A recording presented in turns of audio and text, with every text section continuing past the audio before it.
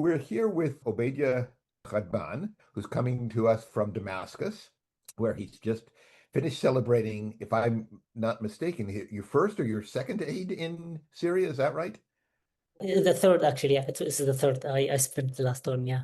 So you're already an old timer there. But before Yeah. we get to Syria, I want to ask you just a general question. When I look at your professional background, if I were to describe you in one word, you've done lots of different things, but the consistent word would be researcher. Is that a good word for you? Yeah, I think it fits really well. Maybe if we can go back a little bit, behind the research itself, we can talk maybe more about Mhm. we can talk about intelligentsia in general, like literature, journalism, and of course research. Research was my methodology of tackling things. The different part was the output. Sometimes it's reports, sometimes it's translations, whether books or journalistic translations, and sometimes it's research, policy papers, and as such.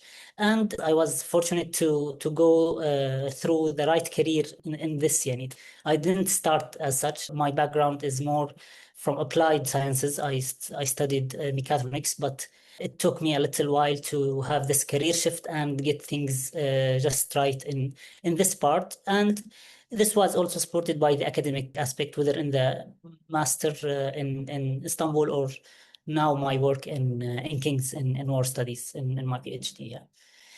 So you say the word researcher and you say you started off in a different field, and the image that might come to somebody's mind is somebody with a lab coat in a laboratory looking at Yeah. data.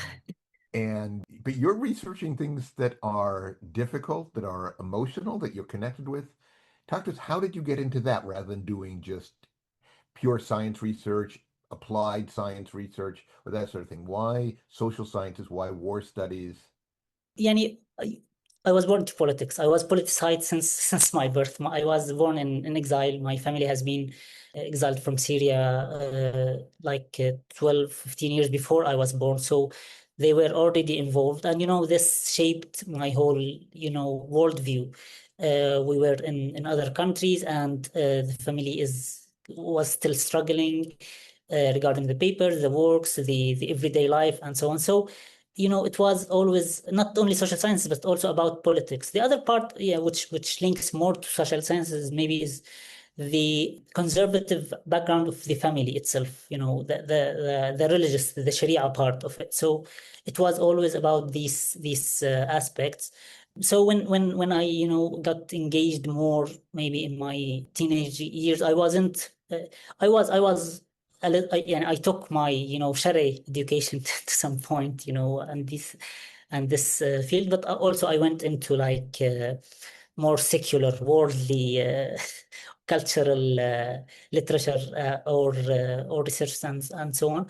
Sometimes it was hybrid; it wasn't fitting at all, but hopefully along the time it was more synthesized. I would say I tried to synthesize some things. So it was more about politics in the social science. It was the politics here wasn't only like an academic subject, or like an intellectual hobby or something. It was something very personal. It was something very deeply involved, and that's why it was also practical at some points. I would not say I went to, like, for example, in parties or such, but it was more like as an activist, especially when the revolution erupted in 2011. I was more engaged from where I was, and how I could, not in the field itself, in the protests or in the field, but from where I was, I tried to participate in this field. And I'm blessed. I feel, at some point I was more maybe frustrated. I'd say that, being in exile, many things, you have many questions, many identity issues, and as such. But now I feel, maybe I'm more blessed than maybe millions of Syrians, that I got this privilege of, seeing things from outside. I consider myself, and I'm using this in the dissertation, I consider myself an outsider with them, as my positionality is I'm from Syria. I know them. They know me. I'm credited, but at the same time, I'm an outsider in some sense. That I was in Syria. I see it from other places. Yeah. So I'm interested in hearing about the revolution, and I also notice yes, you're an intellectual, you throw in positionality and Bourdieu and this sort of thing, but you're talking about some very, very personal things. I want to Yeah, ask you about one part of your background that I didn't know about from your record. You mentioned your Sharia education, your education in essentially yeah. in Islamic law, Islamic jurisprudence, and so on.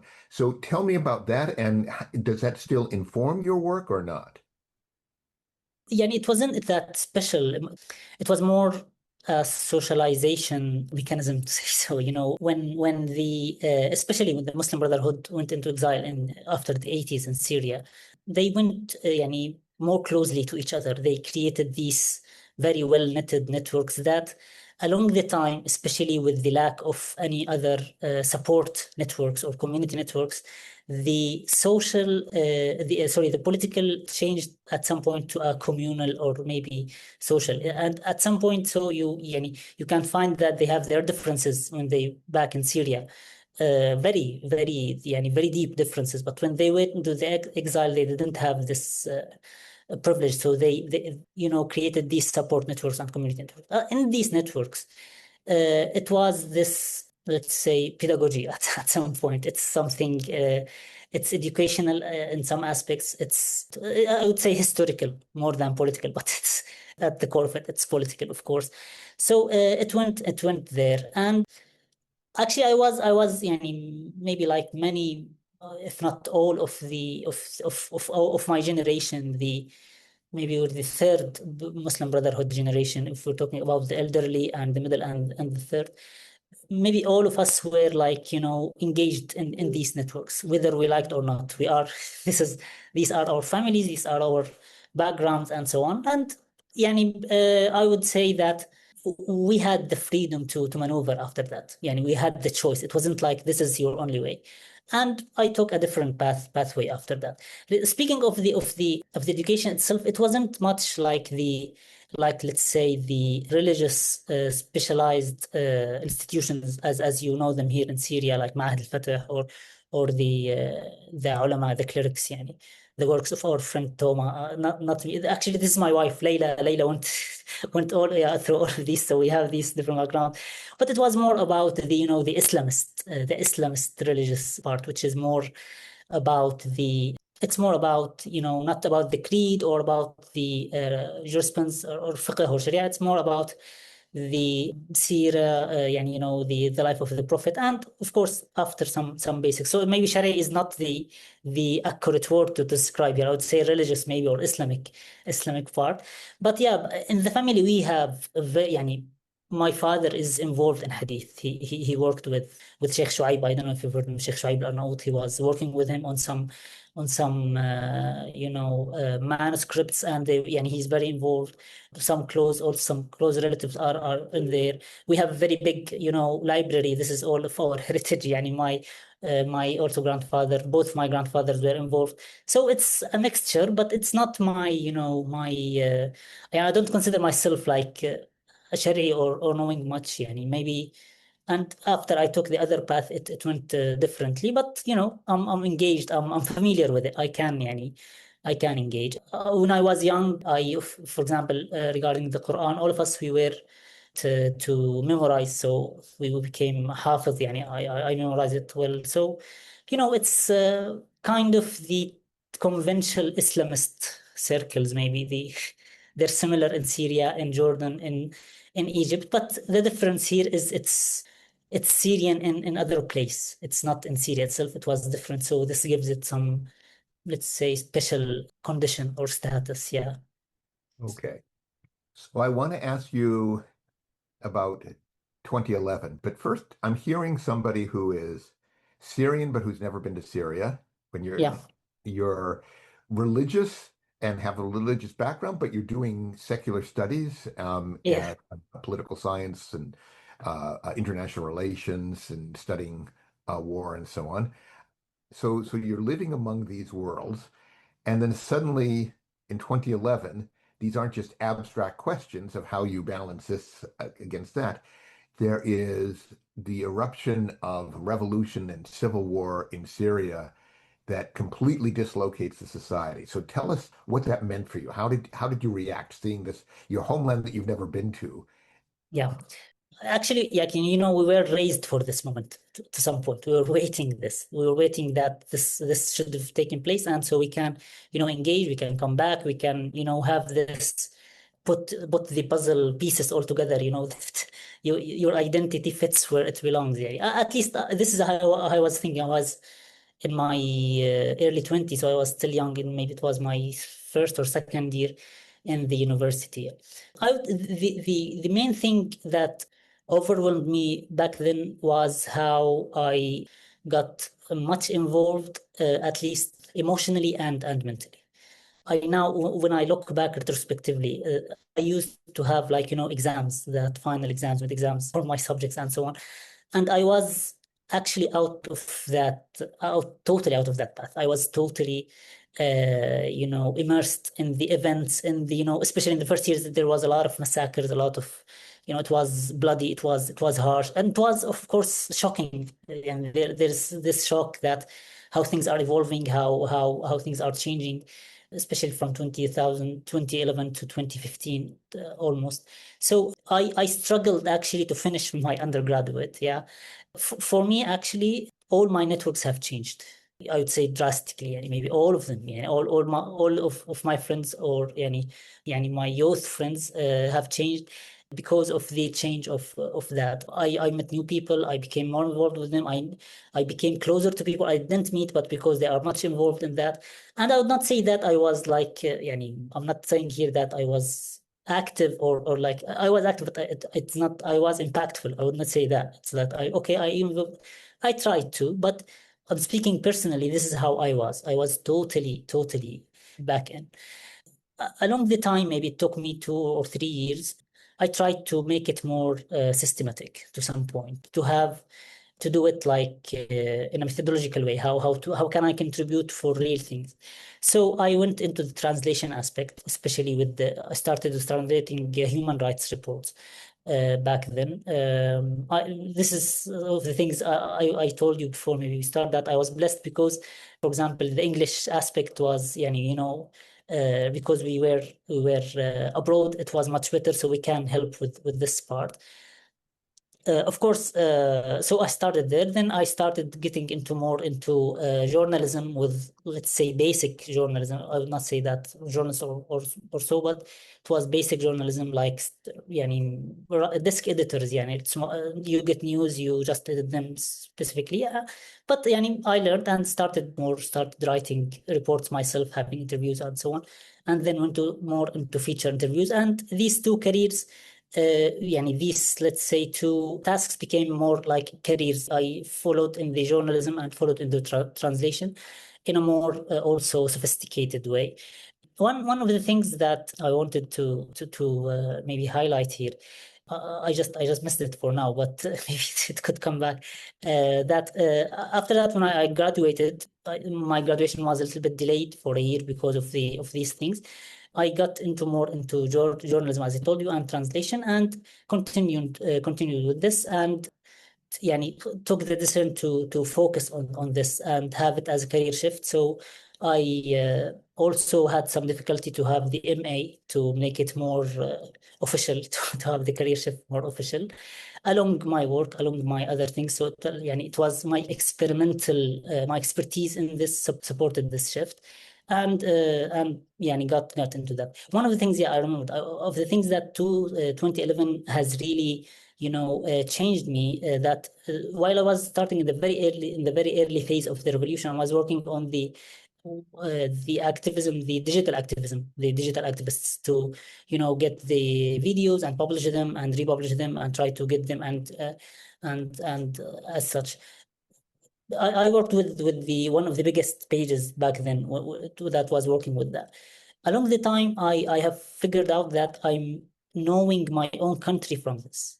Now, along the years, I have found out that, okay, I know the whole map of Syria from the protests. I don't, maybe I was, you, of course, the big cities, your own city, the name, some aspects and so on, but you don't know the villages. And Syria is very, the villages are many villages, small to each other, towns, and all of these things. So I was also, I knew my own country. Hopefully, I knew some of my people. We have this problem in Syria that communities don't know each other. So we started to face each other, to face how do we know each other, hear from each other, and as such. But even though it was not, I would not say that it was representative to a social level. It was more still on the individual level. When I came back here now, I'm trying to go through this experience to see the society as a society, especially as one who's coming from out. Yeah. Okay. We'd love to hear about your return, but before I get to that, you mentioned your translation activity. Yeah. And I was very curious about that because, okay, if I understand correctly, you were born in Jordan, educated in Jordan, go to Yeah. Turkey, get a master's degree in Turkey, then you go Yeah. to the UK. So you're in three different countries, and you're able to see how educational institutions operate in different environments. And you make this deliberate decision to bridge, but you're bridging from English into Arabic, not the other way for the most part. Yeah. Yeah. So tell us about your decision to get into translation and why you think the Arab world needs English language social science. Yeah, actually, when it started, it was more like a side hustle. Yani, I had some time, and one of the dear friends, I think you know him, Nawaf Al-Qademi, the Saudi intellectual. Now he's also from the opposition. He's in Istanbul. He knew me, and yani, he was generous enough to give me this attempt. So it was more like I'd say to side hustle in my part time, and it took too much time and so on. So when I got more engaged in talking to more researchers, more academics, to start into reading the academic work. Of course, your works back then you were more active on Syria, especially on the religious, in the state society, state religion things, and all these things. When I started engaging more, I felt that we are having this very big gap. There are some basic names, some basic, terms, some basic, even like I would not say theories, but at least some basic lenses to tackle the case in Syria. We didn't have it. It was like we were just starting from scratch. It's like we are the first people to engage in such a big, dramatic, historical event. So at some point, it was eye-opening. Maybe one of the eye-opening incidents was the logic of violence itself, the one I wrote about. At the very beginning, when I started reading it, it was shocking how is he describing the things in Syria from the Greek Civil War in a book he wrote in 2006. So we should have, yani, we should be aware that these things take such a place. Of course, it's more, nuanced, and it gets into details, and it needs some theoretical background and as such, but at least the empirical aspects of it are relevant, are very relevant, and we need them. The social sciences at least in the Syrian, let's say, revolutionary milieu, to say so, was politicized. You don't have the privilege, to engage into academic debates. It's always heated. It's always you're taking a position. I'm not trying to take a position. I'm trying to, just explain, to understand, to bypass this issue, to, go, to pass such a challenge, to understand what's going on, all of these things. But it was always politicized. So, and of course, it's understandable. We are all involved in it. It's literally a life or death issue. It's all of our lives are at stake. Our friends, our families, our cities, everything is at stake. So it's understandable. But this gap still exists. And when I looked a little back more into the social sciences in the Arab world, it's still outdated, to say so. And this outdating becomes more deadly, to say so, in such dramatic events like revolutions, rebellions, all political violence related aspects, coups, all of these things. When you don't understand how these things work or go, or when you don't compare and contrast, you don't like. It's not a debate you're losing here. It's it's people lives. It's developing the country and all of these things. So I felt that okay, this is a gap that we should address. I tried first by my connections to translate some of the titles I thought it might be interesting or helpful. maybe, and it was a little bit, I translated The Logic of Violence, and it was published. And I took some career in this part, especially the political books in general, but it was not all of them were relevant. So most recently, I kind of started a small press house related only to this to contentious politics in all of its to translating contentious politics to Syria. Hopefully, we're launching very soon here from Damascus. It should have been before that, but with the liberation took place. It's called Nasaq paradigm. So I'm feeling that we need this. We need to learn more social sciences and first, but we also need to learn more about contentious politics, violence, how state works, and state violence, or on the other hand, revolutions, rebellions. It's all relevant, and there's no infrastructure for such a knowledge in the Arab world, unfortunately. So you're talking to me very much as an intellectual, but an intellectual who's engaged in sort of rebuilding a homeland. Uh, but there's one thing you said at the very beginning that really surprised me, and I want to ask about that. So December 2024, Yeah. Assad regime collapses. It was an incredible surprise for me. You may have been working for it. You may have been less surprised, but still, it was a very, very quick collapse. And so I assume, okay, that's when you decide to go back. But you said at the beginning this was your third aid in Syria. So you were in Syria in December of 2024, if I do the math Yeah. correct. Yeah, you're right. Yeah. Yeah, tell Yeah. us about why did you decide to go back? And then what happens when this person who's from Syria but never been there returns? Okay. I wasn't in December 8th. We got a week later, maybe only a week later. We just because of course everything was closed, so we tried to figure it out like in a semi-official way to go. So it took us some times in the logistics. Actually, I'm happy, and I'm lucky to have my wife Layla. Layla has this different, let's say, mindset, the same soul, this revolutionary soul, of course, from different experience, from different background. She was raised here in Syria. She participated herself in their protest. She has a late martyred brothers. She's very much involved in this, but we met in Istanbul, and Layla, and she worked with you as well. This is another mutual thing. Yeah, she worked with Toma so this is Layla, I think you know her. Yeah. In any way, so it didn't take us much time to decide that, okay, being in Turkey or outside Syria is the reality, but it's not the natural thing of us. We are here because of a reason. I would not say we don't belong here. Alhamdulillah, we're lucky. Our lives, we were not like, I don't want you to have the impression that like we were like lacking papers, or as refugees. Alhamdulillah, we were privileged enough. We were working, and so on. Our life was like more as someone who goes and works abroad rather than someone who is like displaced, against him or her will, yani.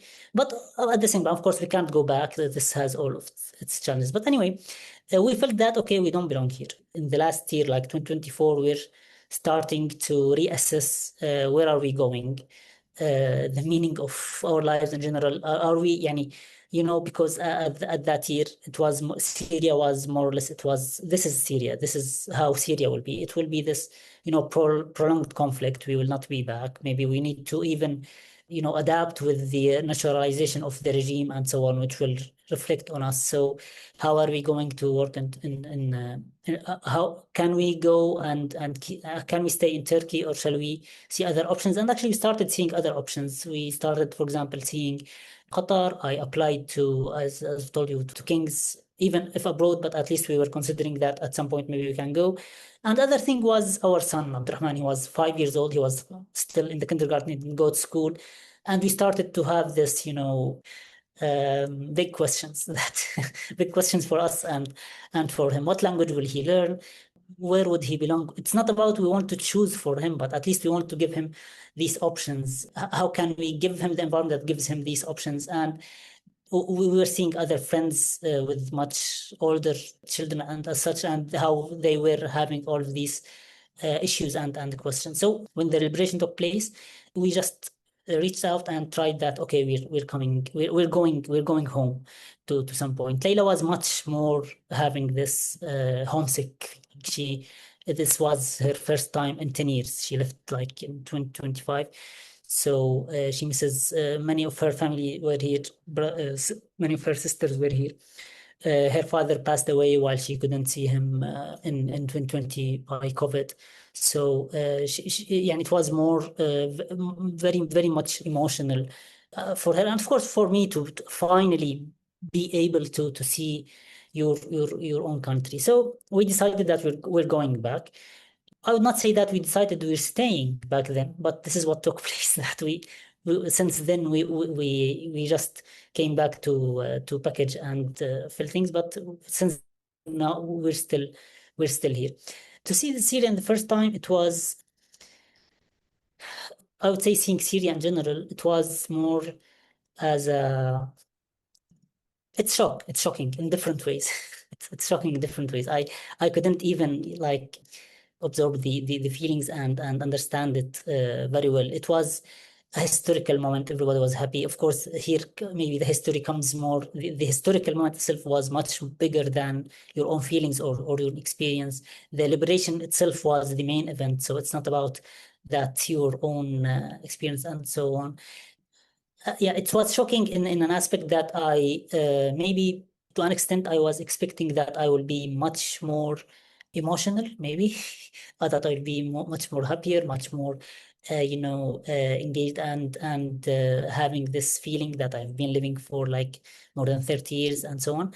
And on the other hand, and on the other extent, I had this feeling I would say, maybe strange places to have this in, for example, some places that you are linked to not as a citizen or as of its value as a place, but because of its value as a revolutionary place. For example, going to Daraya was very touching.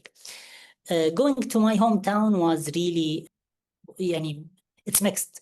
Until now, my my feelings are still mixed. My hometown, my small town, Attal in Damascus countryside. We have the extended family.